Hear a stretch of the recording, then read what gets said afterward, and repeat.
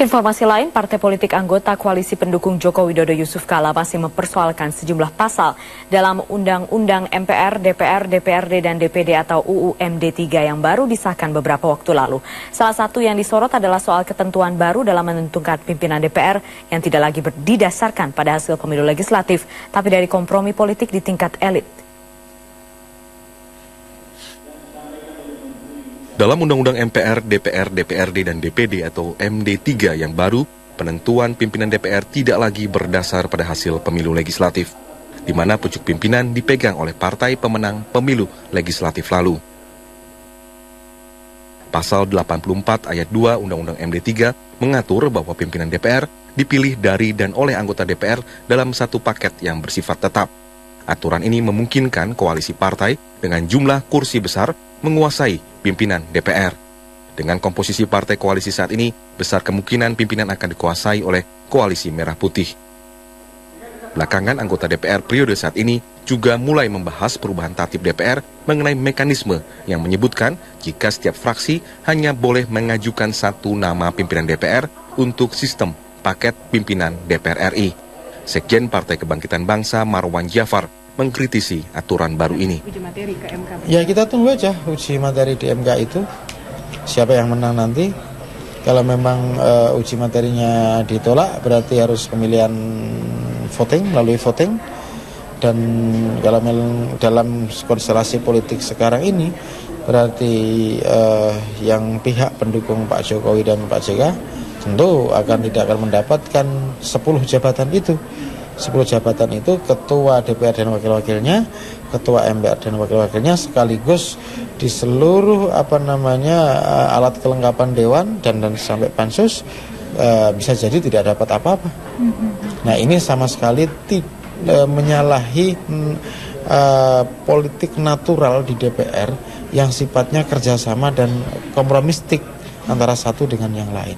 Sementara politisi Partai Golkar Aziz Samsudin mengatakan perdebatan soal perubahan tatib baru tentang pengajuan paket pimpinan masih berlangsung dan masih membuka sejumlah kemungkinan. Siapa tahu ada yang menarik, ada yang bergabung atau segala macam itu. Tapi kan intinya paket yang kita bicarakan di sini. Bahwa kita mengembalikan proses yang 2004, proses 99, proses kemudian 97, kemudian proses 92, 87 dan seterusnya. Bahwa setiap anggota itu mempunyai hak memilih dan dipilih yang sama. Undang-Undang MD3 sendiri saat ini masih diuji di Mahkamah Konstitusi.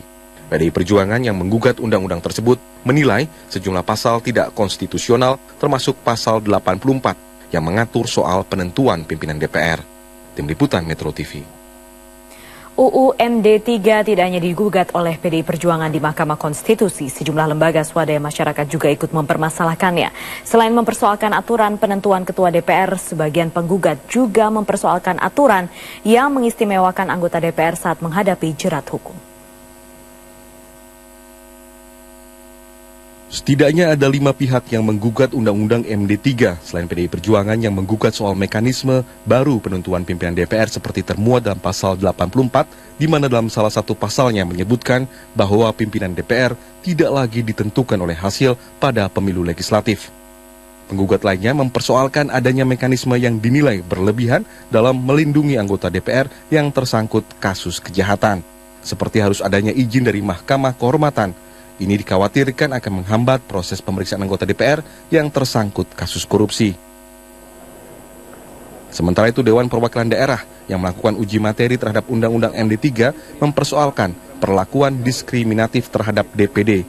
Mereka juga mengkritisi penghapusan sejumlah pasal seperti penghapusan larangan penerimaan gratifikasi dan penghapusan Badan Akuntabilitas Keuangan Negara. Keberadaan badan ini akan mengakibatkan hasil audit Badan Pemeriksa Keuangan sulit untuk ditindaklanjuti. Tim Liputan Metro TV.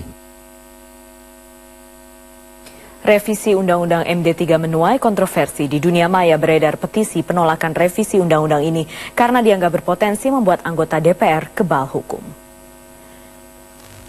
Petisi online tolak revisi Undang-Undang MD3 beredar di situs change.org yang membuatnya adalah warga bernama Melani Teja. Dalam petisi itu, Melani beranggapan jika sistem ini berlaku maka tak akan ada gunanya menjadi wakil rakyat karena para anggota dewan akan berperan sebagai wakil koalisi, bukan wakil rakyat yang sebenarnya. Hingga Jumat sore sudah lebih dari 70.000 orang yang ikut mendukung petisi ini. Ada 10 alasan mengapa warga menolak revisi Undang-Undang MD3. Berikut di antaranya.